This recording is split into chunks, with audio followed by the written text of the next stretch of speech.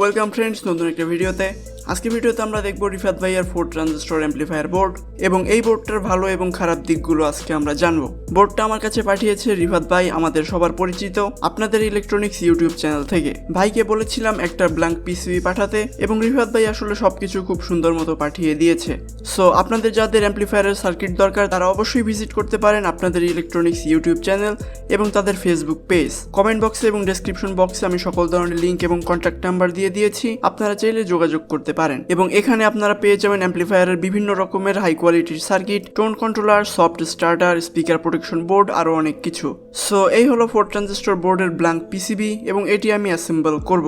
So এই হলো সকল মেজর কম্পোনেন্ট যেগুলো অ্যাসেম্বল করতে হবে এই বোর্ডে। এই বোর্ডটার নাম হলো 4 ট্রানজিস্টর সুপার ক্লিয়ারিটি এবং নিচে দেখতে পাচ্ছেন লেখা আছে পিসিবি বাই আপনাদের ইলেকট্রনিক্স। সো প্রথমে আমরা 4 পিস জাম্পার দিয়ে ফিলিং স্টার্ট করব, এরপরে আমরা রেজিস্টার এবং অন্যান্য কম্পোনেন্ট সোল্ডারিং করে নিব।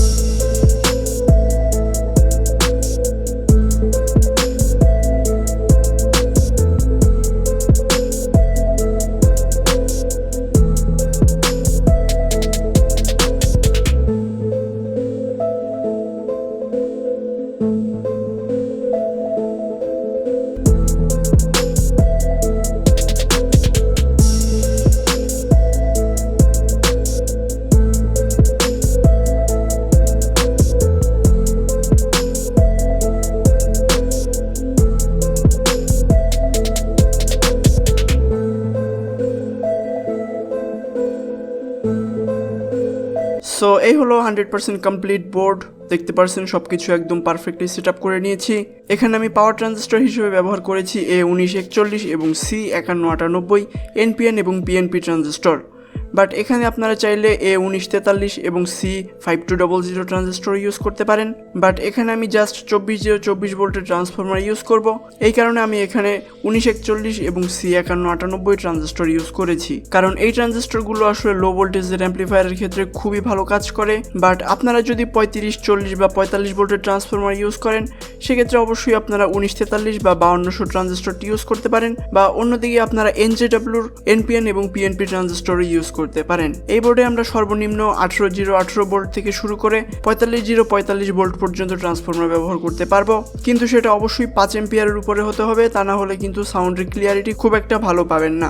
দেন ক্যাপাসিটর হিসেবে এখানে আমি 50 ভোল্টের ক্যাপাসিটর ইউজ করেছি 4700 মাইক্রোফ্যারাড। যেহেতু আমি এখানে 24024 ট্রান্সফরমার ইউজ করব, সো এখানে আমার আসলে 50 ভোল্টের উপরে ক্যাপাসিটর দরকার হবে না। বাট আপনারা যদি আরো হাই পাওয়ারের ট্রান্সফরমার ইউজ করেন সেক্ষেত্রে এখানে আপনারা চাইলে 100 ভোল্ট 10000 মাইক্রোফ্যারাডের ক্যাপাসিটর ইউজ করতে পারেন। অন্যদিকে অ্যাম্পলিফায়ার বোর্ডের কোয়ালিটি কিন্তু খুবই ভালো।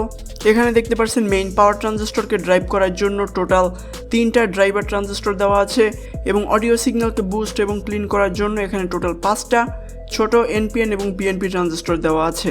সাথে এখানে ক্যাপাসিটর বসানোর সিস্টেম এবং বিল্ট ইন রেকটিফায়ার দেওয়া আছে, এর ফলে আসলে আমাদের আলাদা করে কোনো ফিল্টারিং সার্কিট তৈরি করতে হবে না। সো এক বোর্ডের মধ্যেই আমরা টোটাল ফিল্টারিং সার্কিট পেয়ে গেলাম।